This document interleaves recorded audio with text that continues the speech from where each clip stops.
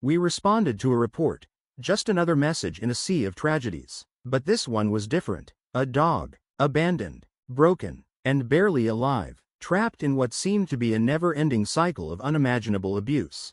The location? A barn, isolated, forgotten, hidden away in a remote patch of land where no one could hear the cries that had long faded into silence.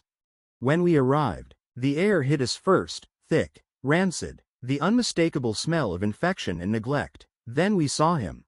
He wasn't just thin, he was skeletal, a ghost of a dog, his ribs protruding like the wooden slats of the walls around him. His legs trembled with the effort of existence. And finally, he could no longer stand. His body had given up before his heart ever did.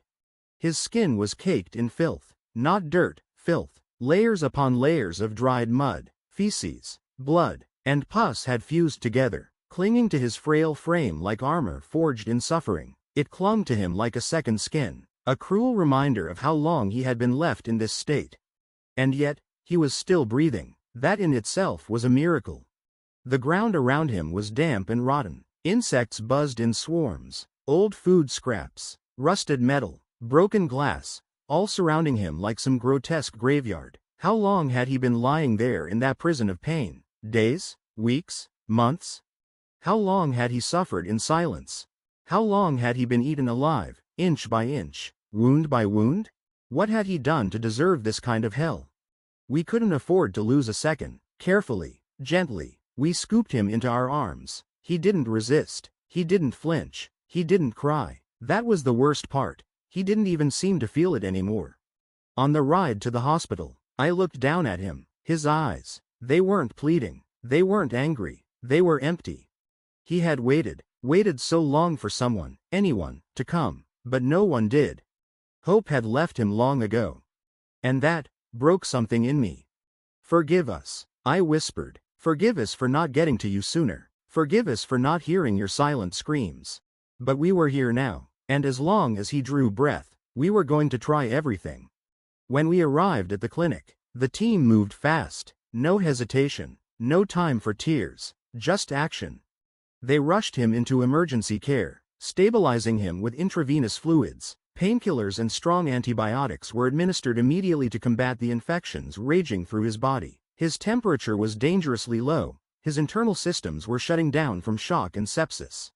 Then came the hardest part, cleaning the wounds. Gently, slowly, they began to remove the filth caked into his skin, revealing raw, open sores beneath. Some had festered for so long that pus had hardened beneath the surface, sealing the pain inside like poison. And then, we saw his eye. One of his eyes had been violently ripped out, not lost to disease, not an accident, ripped. The trauma was fresh and deep. It was deliberate. The pain he must have endured, it's unthinkable. He collapsed 4 times that first night. Each time we feared it would be the last, but somehow, he kept fighting. Somehow, he was still holding on. After 27 hours, we had a sliver of hope. His fever began to drop. He was still weak, critically weak, but there was something in his breathing, a steadiness we hadn't seen before, a tiny flicker of life. The medical team shaved away all his matted fur. His skin was riddled with wounds, scars, and pockets of infection. They began applying healing creams and antibiotic ointments, dressing each injury with precision and compassion. He was also given blood transfusions to replace what his frail body had lost to parasites and bleeding. The vet confirmed our worst fear. He was suffering from advanced sepsis, a systemic infection caused by the overwhelming number of open wounds, many of which were infested with larvae. It was a living nightmare.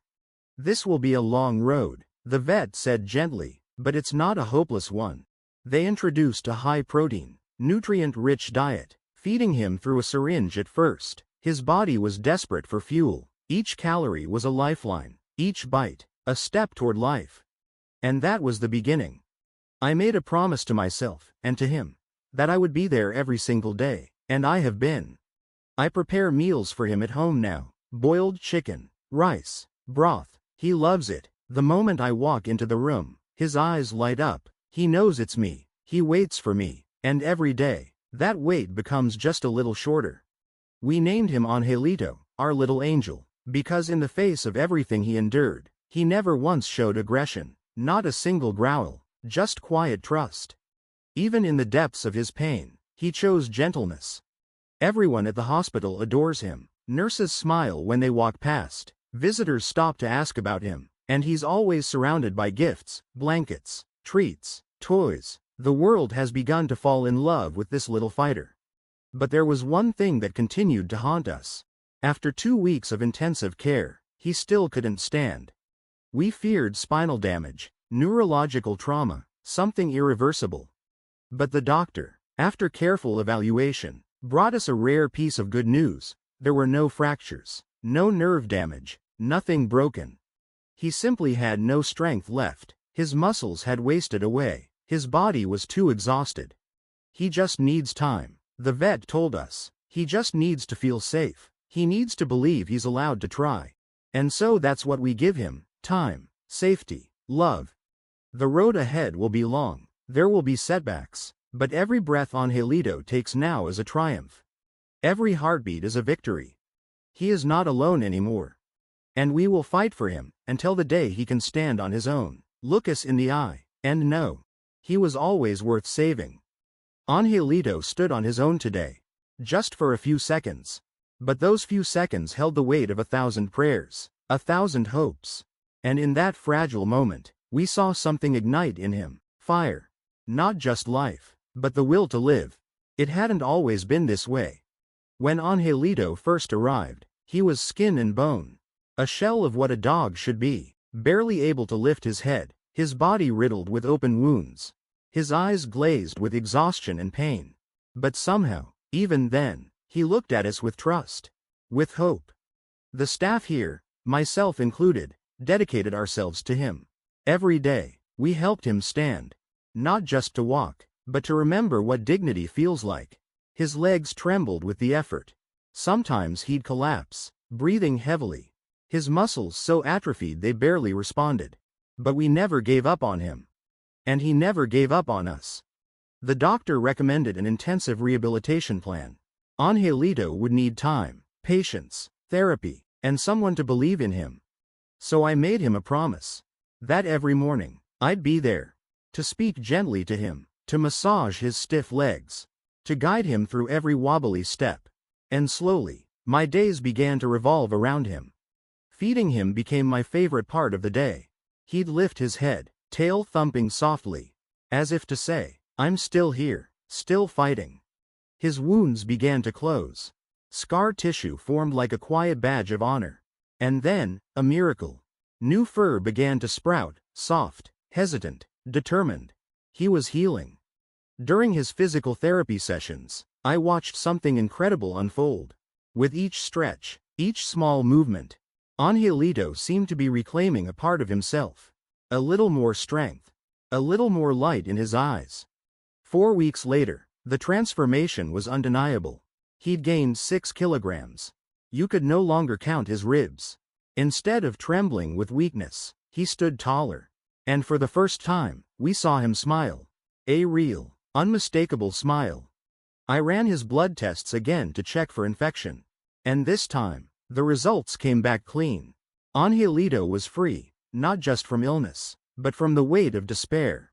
He no longer looked like a rescue case. He looked like a warrior. A survivor. Today is the day. After months of care, love, and quiet victories, Angelito is being discharged from the hospital. But he won't be leaving alone. A kind-hearted family had been following his journey. They saw him not as damaged, but as worthy. Worthy of love. Worthy of a second chance. They volunteered to foster him. And when they met him for the first time, something clicked. Angelito walked, yes, walked, toward them on his own. And curled up at their feet. As if he already knew, these are my people. Within days, the foster family made their decision. They couldn't let him go. They didn't want to. Angelito had found his forever home. Now, he sleeps on a soft bed instead of a cold floor. He wakes to belly rubs and runs in the garden.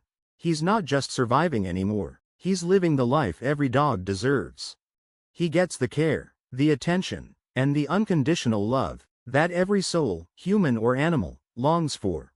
And for those of us who walked this road with him, Angelito's journey is more than just a story of recovery. It's a reminder that even the most broken can be mended. That with compassion, dedication, and belief, every life matters. That healing isn't just physical, it's emotional. It's spiritual. Angelito reminds us that second chances are real. And sometimes, they come with fur, a wagging tail, and eyes that say thank you, without a single word. If this tale moved you, if you felt the tension, the heartbreak, and the triumph, please support our channel by hitting the like button and subscribing. Your support means the world to us and helps us bring more thrilling, emotional, and inspiring stories your way. Leave a comment below and let us know what you think. Do you believe dogs have an extraordinary sixth sense? Share your thoughts and personal stories with us. Thank you for watching, and we'll see you in the next video.